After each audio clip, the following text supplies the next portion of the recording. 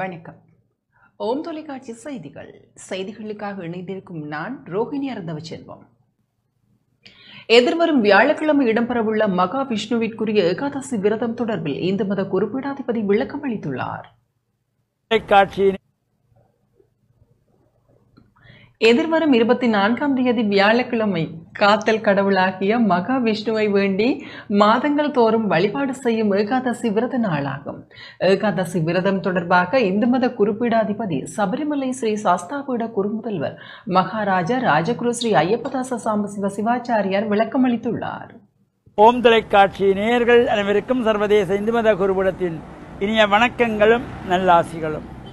எதிர்வரும் வியாழக்கிழமை சித்திரை மாதம் 11ஆம் நாள்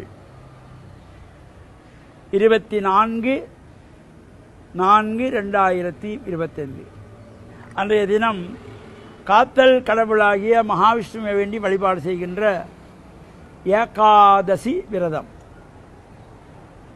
இது திதியை அடிப்படையாக கொண்ட விரதம் ஏகாதசி. இந்த 15 திதிகளுக்குள்ளே வருகின்ற ஏகாதசி என்று மகாவிஷ்ணுவை வேண்டி சிறப்பான பூஜைகள், அபிஷேகங்கள், ஆராதனைகள், வழிபாடுகள், உற்சவங்கள் விஷ்ணு ஆலயங்களிலே நடைபெறும்.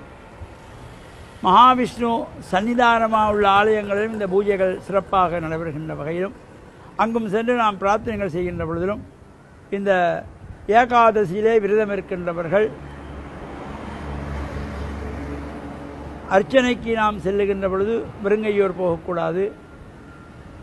துளசி அர்ச்சனைக்காக துளசி பத்திரத்தை கொண்டு சென்று பூஜைக்கு கொடுக்கின்ற பொழுதிலும் நம்ம வாழ்வில் உயர்வுகள் கிடைக்கின்ற வகையிலும், ஆனால் அது ஏகாதசி அன்று இந்த துளசியை மரத்திலிருந்து பிடுங்கக்கூடாது.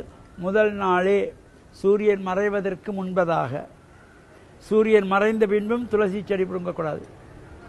ஏகாதசியிலும் துளசி பிடுங்கப்படாது.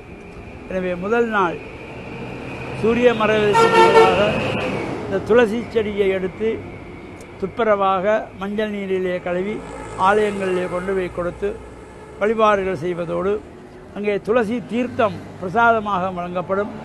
இந்த விஷ்ணு ஆலயங்களிலே நடைபெறுகின்றதாகிய இந்த ஏகாதசி, இந்த வளர்பிறை ஏகாதசி, தேய்பிறை ஏகாதசி என்று மாதத்திலே 2 முறை இந்த ஏகாதசி விரத அனுஷ்டானங்களில் நாமும் கலந்து மகாவிஷ்ணு பெருமானுடைய பரிபூர்ணமான திருவுரையும் பெற்று மண்ணில் நல்ல வண்ணம் வாழ ஓம் தொலைக்காட்சி நேயர்கள் அனைவருக்கும் சர்வதேச இந்து மத குருபீடத்தின் சார்பில் நல்ல ஆசிகளை கூறிக்கொள்வதில் மனமகிழ்வு கொள்கிறோம். வணக்கம்.